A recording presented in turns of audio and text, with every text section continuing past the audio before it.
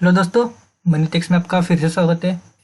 तो आज की वीडियो में हम फंडामेंटल एनालिसिस करने वाले हैं एचडीएफसी लाइफ इंश्योरेंस कंपनी का। साथ ही में हम कंपनी के financial ratios, balance sheet, profit and loss statement, share holding pattern और कंपनी का जो भी कैश फ्लो रेशियो है और कंपनी के जो जो फ्यूचर एस्पेक्ट रहेंगे वो सभी चीज़ें हम इस वीडियो में कवर करने वाले हैं। तो चलिए वीडियो शुरू करते हैं गाइस। तो सबसे पहले देख लेते हैं कंपनी का मेन बिजनेस क्या है और कंपनी किस फील्ड में ऑपरेट करती है। आप नाम में ही देख सकते हो, कंपनी के नाम में ही है कि कंपनी किस फील्ड में ऑपरेट करती है। लाइफ इंश्योरेंस कंपनी, मतलब कंपनी जो है वो लाइफ इंश्योरेंस सेल करती है। साथ ही में अगर आप नीचे फाइनेंशियल रेशियोज की तरफ देखते हो और कंपनी का मार्केट कैप देखोगे आप, तो कंपनी का जो करंट मार्केट कैप चल रहा है तो वो चल रहा है 1,15,570 करोड़ रुपीज़। मतलब कंपनी जो है वो एक लार्ज कैप कंपनी है। साथ ही में अगर आप कंपनी के करंट शेयर प्राइस देखोगे मार्केट में, तो कंपनी का जो करंट शेयर है मार्केट में वो ट्रेड हो रहा है 547 रुपीज़ पर। और कंपनी ने इस साल हाई लगाया है 776 रुपीज़ का और कंपनी ने इस साल लो लगाया है 497 रुपीज़ का। मार्केट कैप के हिसाब से देखोगे तो कंपनी एक लार्ज कैप कंपनी है। साथ ही में अगर आप नीचे देखोगे कंपनी का जो स्टॉक का पी रहता है, मतलब कंपनी का जो पी रेशियो है वो करंट पी रेशियो चल रहा है कंपनी का 95.6%। अगर आप नीचे यहाँ पर इंडस्ट्री का पी देखते हो तो इंडस्ट्री का पी चल रहा है हमारा 74.7%। अगर आप कंपनी के पी रेशो में और इंडस्ट्री के पी रेशो में डिफरेंस देखोगे तो बहुत बड़ा डिफरेंस नहीं है, ये वो बहुत ही छोटा डिफरेंस है। अगर आप एक वैल्यू इन्वेस्टिंग के नज़रिए से देखते हो तो ऑलमोस्ट निगलेक्टेबल है। कंपनी का पी रेशो और इंडस्ट्री के पी रेशो के बीच का जो भी डिफरेंस है वो ऑलमोस्ट निगलेक्टेबल है। अगर आप आगे भी देखते हो कंपनी के बुक वैल्यू, तो करंट बुक वैल्यू चल रहा है कंपनी का 73.3 रुपीज़ का। अगर आपको पता नहीं है बुक वैल्यू क्या होता है तो आपको बता दूं, कंपनी के जितने भी एसेट्स रहते हैं वो पूरे बेचने के बाद कंपनी के ऊपर जितना कर्जा रहता है वो पूरा चुकाने के बाद पर शेयर के बेसिस पे कंपनी को जो भी रिटर्न मिलता है, मतलब शेयर होल्डर को जो भी रिटर्न मिलता है उसी को हम बुक वैल्यू करते हैं। तो कंपनी का बुक वैल्यू चल रहा है करंट देखोगे आप तो 73.3 रुपीज़ का और करंट शेयर प्राइस देखोगे कंपनी का ऊपर तो वो चल रहा है 547 रुपीज़ का। ये जो दोनों के बीच का जो डिफरेंस है वो बहुत ही बड़ा डिफरेंस है। मतलब ऑलमोस्ट बता दो आपको, अगर आप आज इन्वेस्ट करते हो 547 रुपीज़ पर और मान लीजिए कंपनी एक 2-3 महीने बाद बैंक्रप्सी के लिए फाइल करती है तो आपको रिटर्न में खाली 73.3 रुपीज़ मिलेगा पर शेयर की बेसिस पर। ये ज़्यादा से ज़्यादा हो गया, आपको इससे नीचे भी मिल सकता है, 50 रुपीज़ भी मिल सकता है, 60 रुपीज़ भी मिल सकता है, लेकिन 73.3 रुपीज़ के ऊपर आपको रिटर्न नहीं मिलेगा पर शेयर की बेसिस पे। ये एक बहुत बड़ा डिसएडवांटेज हो जाता है कंपनी का। अगर कंपनी का रिटर्न ऑन कैपिटल एम्प्लॉय भी देखते हो तो वो भी अब तक तो पॉजिटिव में चल रहा है 10.8% का। आगे आप देखोगे कंपनी के जो रिटर्न ऑन इक्विटी है वो भी ऑलमोस्ट 10% चल रहा है, मतलब पॉजिटिव चल रहा है, एक बहुत अच्छी बात होती है। तो चलिए देख लेते हैं जो कंपनी का जो ईबीटा रेशो था पिछले साल का वो कितना था। ईबीटा रेशो मतलब earning before interest, depreciation and tax. तो कंपनी का जो ईबीटा रेशो था पिछले साल का वो था 1,470 करोड़ रुपीज़ का। और आगे आप अगर प्रॉफिट आफ्टर टैक्स देखोगे कंपनी का एनुअली, तो कंपनी ने पिछले साल प्रॉफिट कमाया था 1,208 करोड़ रुपीज़ का। मतलब अच्छी खासी कंपनी प्रॉफिटेबल है, पिछले साल अच्छा खासा कंपनी ने प्रॉफिट किया है। अगर आप आगे भी देखते हो रिटर्न ऑन एसेट्स पिछले 5 साल का ऑलमोस्ट जीरो चल रहा है। ये न्यूट्रल हो जाता है, ना ही डिसएडवांटेज की साइड जाता है ना ही एडवांटेज की साइड जाता है। अगर नीचे आप कंपनी के ऊपर डेप्ट देखोगे तो कंपनी के ऊपर टोटल डेप्ट है 600 करोड़ रुपीज़ का। अगर आप एक टोटल डेप्ट कंपनी का जो मार्केट कैप है 1,15,570 करोड़ रुपीज़, अगर आप इन दोनों का कंपैरिजन करते हो तो ऑलमोस्ट कंपनी डेप्ट फ्री है। मतलब ये जो रेशियो है बहुत ही कम है, कंपनी ऑलमोस्ट डेप्ट फ्री है। अगर आप मार्केट कैपिटलाइजेशन के हिसाब से देखते हो या फिर करंट शेयर प्राइस जो कंपनी का चल रहा है उसके हिसाब से देखते हो तो ऑलमोस्ट कंपनी डेप्ट फ्री है। तो ये एक बहुत ही बड़ा एडवांटेज होता है किसी भी कंपनी के लिए अगर आप वैल्यू इन्वेस्टिंग या फिर लॉन्ग टर्म इन्वेस्टिंग के नज़रिए से देखते हो तो कंपनी ने हाई प्राइस लगाया ऑल टाइम का 776 रुपीज़ का। और कंपनी ने लो प्राइस लगाया ऑल टाइम का 307 रुपीज़ का। अगर आप नीचे अर्निंग पर शेयर भी देखते हो कंपनी का, तो कंपनी का जो अर्निंग पर शेयर है पिछले साल का वो 5.72 रुपीज़ का है। मतलब पर शेयर के बेसिस पे पिछले साल कंपनी ने 5.72 रुपीज़ कमाए हैं।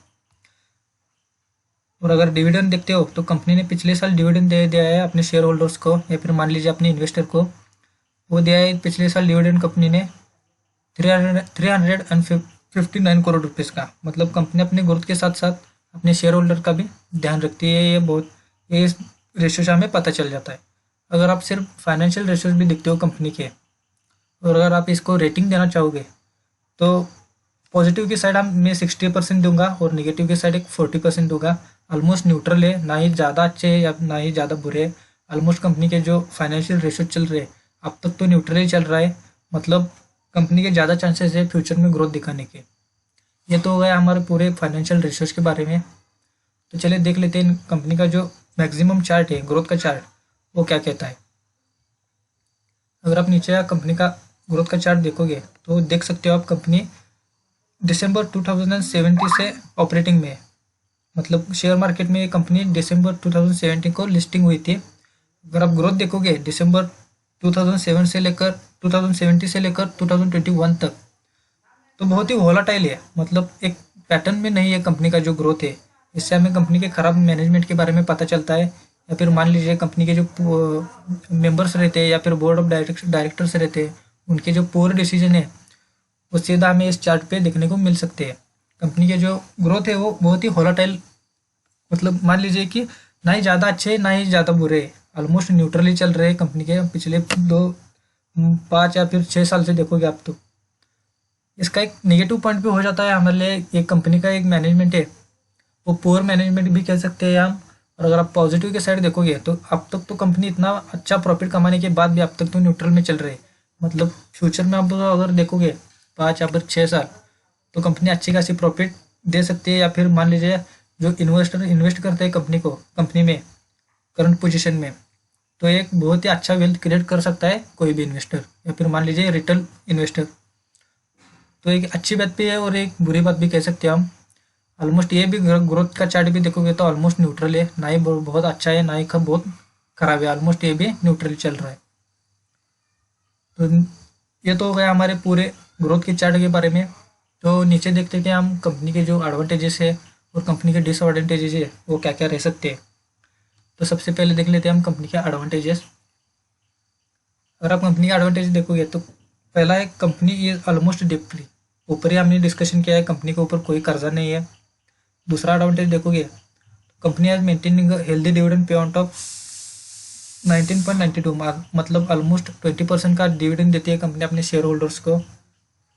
Company is median sales growth is 18.96% of last 10 years. मतलब कंपनी के जो सेल्स ग्रोथ है वो ईयर ऑन ईयर बेसिस पे बढ़ते जा रहे हैं। ईयर ऑन ईयर बेसिस पे देखोगे तो ऑलमोस्ट 20% के आसपास कंपनी के शेयर्स बढ़, जो एनुअल सेल्स रहते हैं वो बढ़ रहे हैं पिछले 10 साल से। ये तो हुआ एडवांटेज। अगर आप डिसएडवांटेज देखते हो तो stock is trading at 7.46 times it's book value. ऊपर हमने डिस्कशन किया है, ये जो आप देख सकते हो करंट शेयर प्राइस कंपनी का और जो बुक वैल्यू कंपनी का है इसके बीच का जो डिफरेंस है वो बहुत ही बड़ा है। वो कितना बड़ा है आप इधर देख सकते हो, stock is trading at 7.46 times it's book value. मतलब आप 1 रुपये की चीज़ के लिए 7 साढ़े 7 रुपये दे रहे हो या फिर 8 रुपये दे रहे हो अब इन्वेस्ट करते हो। तो नीचे देख सकते हो आप प्रोमोटर्स का होल्डिंग देखोगे कंपनी में, तो लास्ट क्वार्टर में प्रोमोटर्स ने अपनी होल्डिंग कम की है ऑलमोस्ट -2.24% तक। ये तो हो गए कंपनी के एडवांटेजेस और डिसएडवांटेजेस। अगर एडवांटेजेस डिसएडवांटेजेस भी देखते हो तो ऑलमोस्ट ये भी न्यूट्रल ही है, ना ही बहुत अच्छे बोलूँगा ना ही बहुत बुरा बोलूँगा। अगर आप इसको भी रेटिंग देना चाहोगे 100 आउट ऑफ, तो 50-50% ना इसको भी रेटिंग हो जाती है। ये एक अच्छी बात भी है एक बुरी बात भी है। अगर इन्वेस्ट करना है तो अभी करेंगे हम, तो फ्यूचर में हमें एक अच्छी वेल्थ क्रिएट करने के लिए एक अपॉर्चुनिटी मिल सकती है। या फिर हम ऐसा भी कर सकते हैं कंपनी में अभी इन्वेस्ट करंट पोजीशन में इन्वेस्ट करके एक स्टॉप लॉस लगा के हम कंपनी से एग्जिट भी ले सकते हैं अगर कंपनी खराब परफॉर्मेंस करती है तो। ये तो हो गए कंपनी के एडवांटेजेस और डिसएडवांटेज। अगर आप तो नीचे देखते हैं हम कंपनी के जो पीयर कंपेरिजन है, मतलब कंपनी जो लाइफ इंश्योरेंस की फील्ड में ऑपरेट करती है उसके जो कॉम्पिटिटर्स है कंपनी के, वो कौन कौन है देख लेते हैं पहले हम। तो सबसे पहला कॉम्पिटिटर है कंपनी का वो लाइफ इंश्योरेंस। अगर आप मार्केट कैपिटलाइजेशन के हिसाब से देखते हो तो एक बहुत बड़ी कंपनी है लाइफ इंश्योरेंस। और 2 नंबर पे आ जाता है हमारी HDFC लाइफ इंश्योरेंस। मतलब मार्केट कैपिटलाइजेशन से हिसाब से देखोगे तो कंपनी अभी तो सेकंड पोजीशन पे है। तो ये सबसे बड़ा कॉम्पिटिटर है life insurance, HDFC life insurance company का। नीचे भी देख सकते हो आप, SBI life insurance, ICICI life insurance, star health insurance, general insurance, ये सभी कंपनी के कॉम्पिटिटर्स है। अगर आप मार्केट कैपिटलाइजेशन के हिसाब से देखते हो, SBI लाइफ इंश्योरेंस या फिर ICICI life insurance, star health insurance, general insurance, तो ये जो है कंपनीज, ये मार्केट कैपिटलाइजेशन के हिसाब से देखोगे तो HDFC लाइफ इंश्योरेंस से भी कम है। मतलब बहुत ही छोटी लेवल पे ऑपरेट करती है। पूरे ये जो 4-5 जो कॉम्पिटिटर्स है कंपनी के, ये बहुत ही छोटे लेवल पर ऑपरेट करती है। तो सबसे बड़ा कॉम्पिटिटर है कंपनी का वो है लाइफ इंश्योरेंस। उसका मार्केट कैपिटलाइजेशन भी देखते हो कंपनी का, लाइफ इंश्योरेंस कंपनी का, तो ऑलमोस्ट 4,54,293.42 करोड़ रुपीज चल रहा है। ऑलमोस्ट 4 गुना बड़ी है कंपनी अगर आप HDFC लाइफ इंश्योरेंस से कंपेयर करते हो तो। ये तो हो गए कंपनी के पेयर कंपेरिजन, मतलब कंपनी के जो जो फील्ड में, कंपनी के फील्ड में जो जो कंपनी के कॉम्पिटिटर्स है उनके बारे में। तो चलिए देख लेते हैं हम कंपनी के जो क्वार्टरली रिजल्ट है वो क्या कहते हैं। क्वार्टरली रिजल्ट हम कंपनी का नहीं देखेंगे क्योंकि ये जो रिजल्ट रहते हैं वो खाली 1 साल का रहता है। अगर आप वैल्यू इन्वेस्टिंग के नज़रिए से देखते हो या फिर लॉन्ग टर्म इन्वेस्टिंग के नज़रिए से देखते हो तो आपको अगले 5 या फिर 10 साल में कंपनी कैसे परफॉर्म करनी है उसके बेसिस पे हम लॉन्ग टर्म में इन्वेस्ट करते हैं। अगर आपको अगले 5 साल कंपनी किस लेवल पे ऑपरेट करने वाली है या फिर किस लेवल से ग्रोथ करने वाली है, ये आपको डिसाइड करना है या फिर ये निकालना होगा, तो आपको पिछले कंपनी का जो हिस्ट्री है 4 या 5 साल का या मान लीजिए 10 साल का, उसको देखना पड़ेगा। और जो क्वार्टरली रिजल्ट रहता है हमारा वो खाली 1 साल का रहता है, तो हम ये स्किप करते हैं। तो चलिए तो सीधा हम अपने प्रॉफिट एंड लॉस स्टेटमेंट में आते हैं क्योंकि इसमें पूरे 10 साल या फिर 5-6 साल का जो हिस्ट्री है कंपनी का और जो भी डाटा है वो अवेलेबल रहता है प्रॉफिट एंड लॉस स्टेटमेंट में। तो अगर आप कंपनी के प्रॉफिट एंड लॉस स्टेटमेंट देखते हो तो सबसे पहले तो देख लेते हैं हम सेल्स। तो 2011 का देखोगे तो 2011 में टोटल कंपनी के सेल्स थे ऑलमोस्ट 11,000 करोड़ रुपीज़। 2012 में देखोगे तो थोड़ा घटकर 10,000 करोड़ हो गया। 2030, 2040, 2015 और अगर आप 2022 तक देखोगे तो कंपनी के जो सेल्स है वो एनुअल बेसिस पे बढ़ते जा रहे हैं, ईयर ऑन ईयर बेसिस पे बढ़ते जा रहे हैं। एक बहुत ही अच्छी बात होती है किसी भी कंपनी के लिए। नीचे अगर कंपनी के जो सेल्स ग्रोथ देखोगे तो 2012 से लेकर 2022 तक ऑलमोस्ट 2012, 2016 और 2022 और 2020, ये जो 4 या 5 मतलब ये जो 4 साल है इसी में खाली कंपनी का जो सेल्स ग्रोथ है वो घटी है, मतलब ऑलमोस्ट माइनस में आ चुकी है। ये बहुत बड़ी ऐसा डिसएडवांटेज नहीं होता, लेकिन अगर आप एनुअली देखोगे 2013, 2014, 2017, 18, 19, ये जो है कंपनी के सेल्स ग्रोथ परसेंटेज में देखोगे इन साल का जो परसेंटेज है वो बहुत ही बड़ा है, 58%, 68%। अगर आप इन कंपनी के जो सेल्स ग्रोथ है पिछले 10 साल के उसका अगर आप एवरेज भी निकालते हो तो कंपनी ऑलमोस्ट 20% से ग्रोथ कर रही है। मतलब कंपनी के जो सेल्स है वो almost year on year basis पे 20% से बढ़ रहे हैं। एक बहुत ही अच्छी बात होती है किसी भी कंपनी के लिए अगर आप वैल्यू इन्वेस्टिंग की नज़र से देखते हो तो। ये तो हो गए कंपनी के सेल्स के बारे में। तो देखते हैं कंपनी के एक्सपेंसेस कितने हैं। मतलब कंपनी जितना कमाती है, जितना रेवेन्यू जनरेट करती है, उसमें कितना कंपनी एक्सपेंस करती है, मतलब कंपनी के कितना पैसा आता है और कंपनी के एक्सपेंसेस में कितना पैसा जाता है, वो देख लेते हैं हम। अगर 2011 में देखोगे तो कंपनी के सेल्स थे 11,000 करोड़ रुपीज़ और एक्सपेंसेस देखोगे तो ऑलमोस्ट 11,331 करोड़ रुपीज़। 2012 का देखोगे तो सेल्स थे कंपनी के 10,000 करोड़ रुपीज़, 10,437 करोड़ रुपीज़ और कंपनी के एक्सपेंसेस थे 10,164 करोड़ रुपीज़ के। अगर आप पूरे 10 साल का देखोगे 2011 से लेकर 2022 तक तो कंपनीज का जैसे जैसे सेल्स ग्रोथ हो रहा है वैसे वैसे कंपनीज के एक्सपेंसेस भी बढ़ते जा रहे हैं, और इसका ही सीधा इम्पैक्ट पड़ जाता है हमारे ऑपरेटिंग प्रॉफिट पर।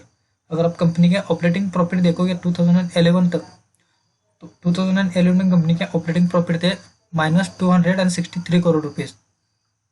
जो ये जो 2011 का जो ईयर है, फाइनेंशियल ईयर रहता है, उसमें एक ही साल कंपनी ने माइनस रिटर्न दिए है।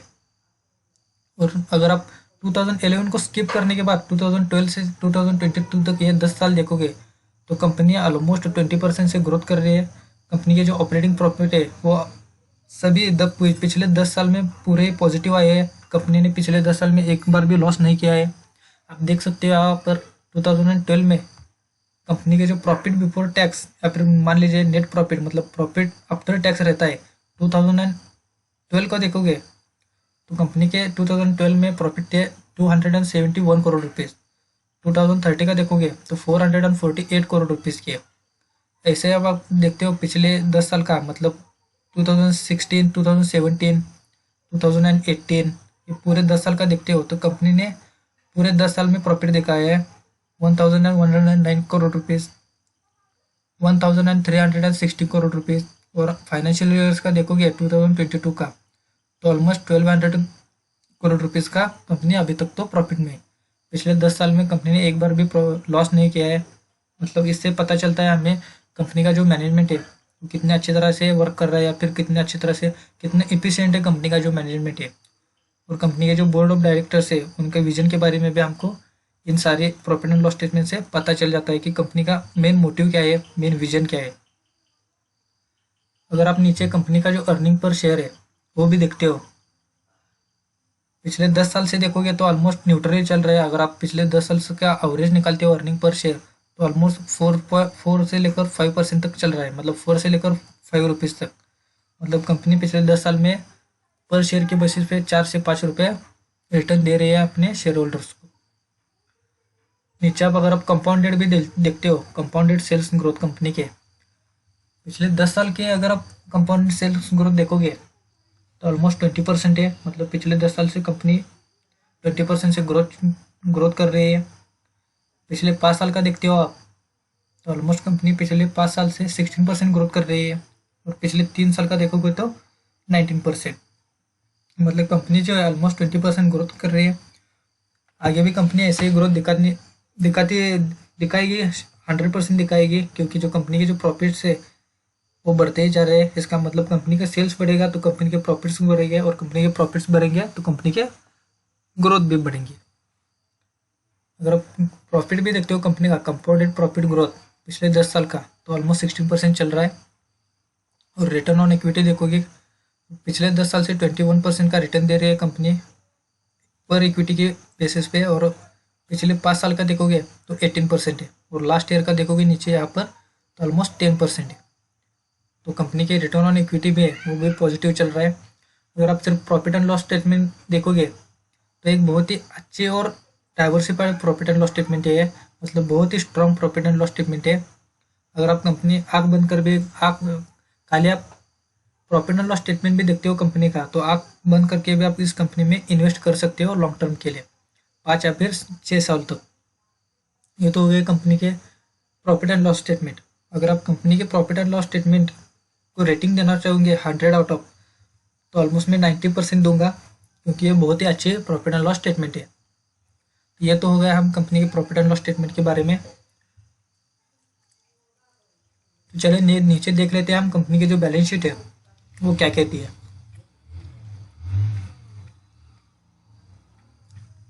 अगर आप कंपनी की बैलेंस शीट देखते हो पिछले 10 साल से, तो शेयर कैपिटल है वो ऑलमोस्ट इक्वल है, मतलब ना ही ज़्यादा बड़ा है ना ही ज़्यादा कम है। कंपनी के पास रिजर्व्स देखोगे 2011 से लेकर 2022 तक, कंपनी के पास टोटल रिजर्व पड़ा है 2022 में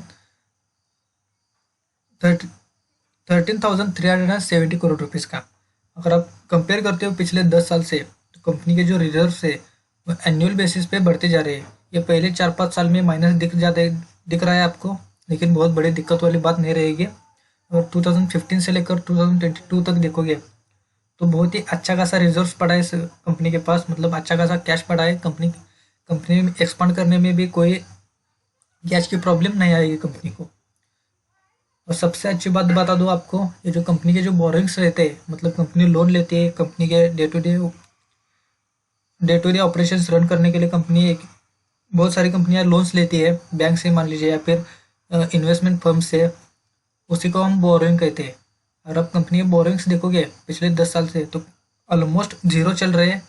कंपनी पिछले 7 या 8 साल में एक बार भी कंपनी ने कर्ज नहीं लिया था। 2021 और 2022 में खाली कंपनी ने 600 करोड़ रुपीज़ का कर्ज लिया है। और अगर आप मार्केट कैपिटलाइजेशन के हिसाब से देखते हो तो ऑलमोस्ट ये भी जीरो ही हो जाता है। मतलब कंपनी ऑलमोस्ट डेट पे है। बोरोइंग्स भी देखोगे कंपनी के तो कंपनी ज़्यादा बोरोइंग्स भी नहीं लेती। इससे हमें पता चलता है कि कंपनी का जो भी प्रॉफिट है वो प्रॉफिट ही कंपनी में री इन्वेस्ट कर रही है ग्रोथ करने के लिए। टोटल लाइबिलिटीज देखोगे 2022 तक पिछले 10 साल से, तो कंपनी के ऊपर टोटल लाइबिलिटीज है 2,10,389 करोड़ रुपीज़ के। कंपनी के पास टोटल एसेट्स देखते हो तो वो भी ऑलमोस्ट 2,10,389 करोड़ रुपीज़ के हैं। तो फिक्स्ड एसेट्स जो देखोगे कंपनी की है, ये तो कंपनी के पास टोटल एसेट्स है ही, और ये कंपनी के पास 2 lakh almost 2 lakh total liabilities है। लेकिन अगर आप फिक्स्ड एसेट्स देखोगे कंपनी के ऑलमोस्ट न्यूट्रल चल रहे हैं। 300 करोड़ रुपीज़ के कंपनी के पास फिक्स्ड एसेट्स है। करंट वर्क इन प्रोग्रेस, मतलब ये एक लाइफ इंश्योरेंस कंपनी है तो इसमें कुछ ज़्यादा current work in progress assets नहीं रहते क्योंकि जो अंडर कंस्ट्रक्शन रहते हैं। लाइफ इंश्योरेंस कंपनी में ज़्यादा कुछ नहीं, अंडर कंस्ट्रक्शन जो एसेट्स रहते हैं कंपनी के वो ज़्यादा नहीं लगते कंपनी को, तो वर्क इन प्रोग्रेस में ज़्यादा एसेट्स भी नहीं है कंपनी के पास, ऑलमोस्ट 20 करोड़ रुपीज़ के आसपास है। अगर आप कंपनी के इन्वेस्टमेंट्स देखते हो पिछले 10 साल से तो ये एक बहुत अच्छी बात है। मतलब इंश्योरेंस कंपनी देखोगे तो इंश्योरेंस कंपनी हमें रिटर्न कब देती है, वो कंपनी इंश्योरेंस कंपनी दूसरी कंपनी में इन्वेस्ट करती है, या मान लीजिए शेयर मार्केट की कंपनीज हो गई, या फिर बॉन्ड हो गया, या फिर कोई कॉन्ट्रैक्ट किया होता है किसी भी इन्वेस्टमेंट फर्म से, उसी से कंपनी पैसा कमाती है। तो मेन मोटिव रहना चाहिए कंपनी एक, अगर आप इंश्योरेंस कंपनी देखते हो तो मेन मोटिव रहना चाहिए किसी भी कंपनी इंश्योरेंस कंपनी का इन्वेस्टमेंट्स के ऊपर। तो 2022 तक देखोगे आप तो कंपनी ने total almost 2 lakh crore rupees invest किए हैं। और ये बहुत अच्छी बात होती है कि अगर आप लाइफ इंश्योरेंस कंपनी का देखते हो या फिर किसी भी इंश्योरेंस कंपनी का देखोगे तो एक बहुत बड़ी बात होती है कि इतनी कंपनी ने इन्वेस्ट करके रखे है। और कंपनी के अदर एसेट्स भी देखते हो तो ऑलमोस्ट 6,000 करोड़ के आसपास है कंपनी के पास अदर एसेट्स। तो ये बहुत बड़ी, मतलब वेल बैलेंस है बैलेंस शीट। मेन मोटिव रहता है किसी भी इंश्योरेंस कंपनी का इन्वेस्टमेंट पर, तो अच्छी खासी कंपनी ने इन्वेस्ट किए है। यहाँ पे आप देख सकते हैं almost 2 lakh crore rupees company ने इन्वेस्ट किए है। अगर आप खाली बैलेंस शीट का अगर आप देखते हो तो एक न्यूट्रल नहीं, मैं थोड़ी अच्छी मानूंगा बैलेंस शीट, क्योंकि बहुत अच्छी बैलेंस शीट है ये कंपनी के। ये तो हो गए कंपनी के बैलेंस शीट के बारे में। तो कैश फ्लो क्या कहता है कंपनी का, ये पहले देख लेते हैं आप। मतलब कंपनी में कितना पैसा आता है, कंपनी से बाहर कितना पैसा जाता है, ये देखना बहुत ही ज़रूरी है। अगर आप मार्च 2022 का देखोगे तो कैश फ्रॉम ऑपरेटिंग एक्टिविटी से जो भी कैश आया है कंपनी में पिछले साल, मतलब ये रनिंग साल था, ये जो हमारा रनिंग चल रहा है ईयर, इसका देखोगे तो कैश फ्रॉम ऑपरेटिंग एक्टिविटी जो है वो ऑलमोस्ट 5,540 करोड़ है। मतलब ऑलमोस्ट 5.5 थाउजेंड करोड़ रुपीज़ हो जाता है हमारा। और अगर कंपनी के जो कैश आया है इन्वेस्टिंग एक्टिविटी से, नीचे देखोगे आप कंपनी के पास इन्वेस्टिंग एक्टिविटी वो माइनस चल रहा है, -1,402 करोड़ रुपीज़। और कैश फ्रॉम फाइनेंसिंग एक्टिविटी भी देखते हो वो भी ऑलमोस्ट माइनस चल रहा है, -238 करोड़ रुपीज़ का। अगर आप अगले 4 या 5 साल में देखोगे ये जो कंपनी का जो इन्वेस्टिंग एक्टिविटी है ये कभी भी आपको प्लस में नहीं दिखाएगा, क्योंकि कंपनी का जो मेन मोटिव रहता है प्रॉफिट कमाना वो इन्वेस्टमेंट के जरिए होता है। तो आपको कभी भी इंश्योरेंस कंपनी का, ज़्यादातर इंश्योरेंस कंपनी का जो भी कैश फ्रॉम इन्वेस्टिंग एक्टिविटी रहता है वो माइनस में ही रहता है। तो ये बहुत बड़ी या फिर दिक्कत वाली बात नहीं रहेगी, क्योंकि माइनस कंपनी इन्वेस्ट ही करती है, उसी से पैसा कमाती है, तो कंपनी को इन्वेस्ट करना ही पड़ता है। तो ये ज़्यादातर कंपनी में आपको माइनस ही दिखाएगा अगर आप इंश्योरेंस कंपनी का फंडामेंटल एनालिसिस करते हो तो। अगर आप कैश फ्रॉम फाइनेंशिंग एक्टिविटी देखते हो तो कंपनी के पास माइनस 238 करोड़ है। अगर आप अगले 3-4 साल बाद देखोगे तो ये जो माइनस 238 करोड़ रुपीज़ है वो आपको प्लस में आ जाने के बाद दिखेंगे। अगर इधर बैलेंस शीट में जो करंट वर्क इन प्रोग्रेस है या फिर इन्वेस्टमेंट्स है, ये जब कंपनी इन्वेस्टमेंट आपने निकालेगी तो ये जो कैश फ्रॉम फाइनेंसिंग एक्टिविटी है ये भी आपको प्लस में दिख जाएगा। ओवरऑल ये कैश फ्रॉम ऑपरेटिंग एक्टिविटी ये तो पॉजिटिव में चल ही रहा है, लेकिन अगर आप कैश फ्रॉम इन्वेस्टिंग एक्टिविटी और फाइनेंसिंग एक्टिविटी है देखते हो तो माइनस में चल रहा है। तो ये दोनों माइनस में चलते हुए भी कंपनी के पास नेट कैश फ्लो देखोगे तो वो पॉजिटिव चल रहा है 3,900 करोड़ रुपीज़, मतलब ऑलमोस्ट 4,000 करोड़ रुपीज़ कंपनी के पास नेट कैश फ्लो है। और अच्छी बात है वो पॉजिटिव में है। तो ये वो तो हो गया हमारी कंपनी के कैश फ्लो स्टेटमेंट के बारे में। कैश फ्लो स्टेटमेंट भी देखोगे तो कंपनी का बहुत अच्छा ही है। तो नीचे देख लेते हैं हम कंपनी के पास जो भी शेयर होल्डिंग पैटर्न है, मतलब कंपनी के जो शेयर होल्डिंग पैटर्न है वो क्या क्या कहते हैं। अगर आप रनिंग ईयर का देखोगे, मतलब इस साल का अगर देखोगे आप मार्च 2022 का, तो प्रमोटर के पास टोटल होल्डिंग है कंपनी के 51.53%। तो ये एक बहुत अच्छी बात होती है, क्योंकि अगर आप वैल्यू इन्वेस्टिंग या फिर लॉन्ग टर्म इन्वेस्टिंग के नज़रिए से देखते हो तो जो कंपनी के प्रोमोटर्स के जो शेयर होल्डिंग पैटर्न रहती है वो 50% से ऊपर ही होनी चाहिए। तो एक बहुत बड़ी या फिर अच्छी बात होती है, क्योंकि जो 50% से ऊपर का जो स्टेक्स रहते हैं प्रमोटर्स के पास, उससे ये होता है कि कंपनी के जो मेजर डिसीजंस है वो कंपनी के प्रोमोटर्स जो है आसानी से ले सकते हैं। उनको कोई दिक्कत नहीं रहेगी कि फॉरेन इंस्टीट्यूट या फिर डोमेस्टिक इंस्टीट्यूट्स या फिर रिटेल इन्वेस्टमेंट्स या फिर जो भी हमारे पब्लिक के पास शेयर रहते हैं वो डोमिनेट हो सकते हैं, या फिर एक मैनिपुलेशन हो सकता है कंपनी का शेयर प्राइस का। अगर कंपनी के जो प्रोमोटर्स है उसके जो शेयर प्राइस है वो या फिर 40% हो गया या फिर 50% से नीचे होते हैं तो एक मैनिपुलेशन हो सकती है या फिर कर सकते हैं कोई भी इन्वेस्टर्स। अगर कंपनी के प्रोमोटर्स के पास ही 50% से ज़्यादा स्टेक्स रहेगी तो कंपनी के जो शेयर प्राइस है उसमें मैनिपुलेशन करना बहुत डिफ़िकल्ट होता है, मतलब ऑलमोस्ट इम्पॉसिबल रहता है। तो एक बहुत अच्छी बात है कि कंपनी के जो प्रोमोटर्स है उसके पास भी मोर देन 50% स्टेक है कंपनी का। अगर आप नीचे फॉरेन इंस्टीट्यूट इन्वेस्टर्स का भी देखते हो तो ऑलमोस्ट 26.31%, मतलब कंपनी के पास ऑलमोस्ट 26.31% का फॉरेन इंस्टीट्यूट इन्वेस्टर्स का इन्वेस्टमेंट्स है। नीचे अगर आप डोमेस्टिक इन्वेस्टमेंट इंस्टीट्यूट इन्वेस्टर्स देखोगे, मतलब जो इंडियन इंस्टीट्यूट्स रहते हैं, इन्वेस्टमेंट्स फर्म रहती है, उनकी हिस्सेदारी देखोगे कंपनी में तो ऑलमोस्ट 7.81% चल रहे हैं। और पब्लिक के पास कंपनी का शेयर है 14.32 रुपीज़ का, और अदर्स देखोगे तो ऑलमोस्ट 0 चल रहा है। तो ये जो शेयर होल्डिंग पैटर्न है वो बहुत अच्छी है, क्योंकि प्रमोटर्स के पास 50% से भी ज़्यादा स्टेक्स है, पब्लिक के पास भी है, फॉरेन इंस्टीट्यूट के पास भी अच्छा खासा स्टेक है, डोमेस्टिक इंस्टीट्यूट के पास थोड़ा कम है लेकिन स्टेक है कंपनी का।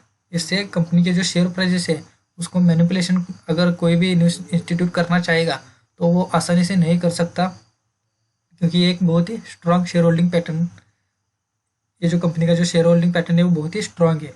तो मैनिपुलेशन तो हो ही नहीं सकती कंपनी में, और ये एक बहुत अच्छी बात हो जाती है।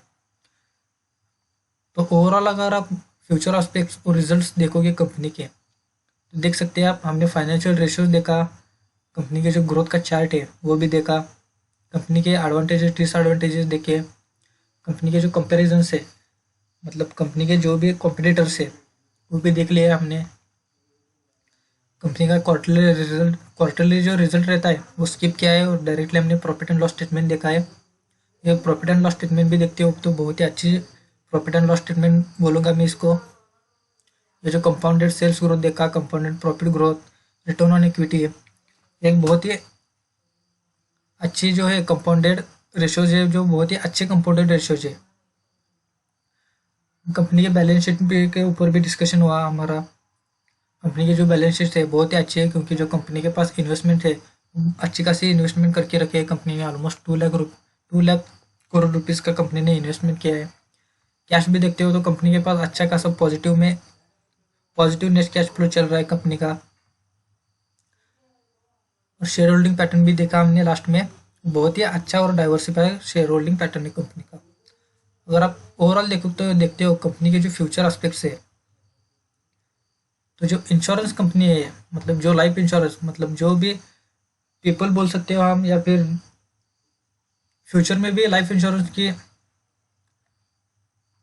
मतलब मतलब कहने का मतलब ये है कि जो लाइफ इंश्योरेंस रहता है, तो गवर्नमेंट जो है हमारे, वो इंश्योरेंस पे अभी तक तो पिछले 2-3 साल में देखोगे तो बहुत ही स्ट्रिक्ट हो चुके हैं। मतलब कम, अगर आप नया प्रोडक्ट लेते हो, आप अगर आप टू व्हीलर लेते हो या फिर फोर व्हीलर लेते हो, तो उसको आपको कंपलसरी इंश्योरेंस कंपनी ने, मतलब जो गवर्नमेंट ने क्या किया है कि कंपलसरी आप उसको इंश्योरेंस में लेना ही पड़ता है आपको। और जो गाड़ी का जो इंश्योरेंस है या फिर बाइक का इंश्योरेंस है, वो कंपलसरी आपको लेना ही पड़ता है।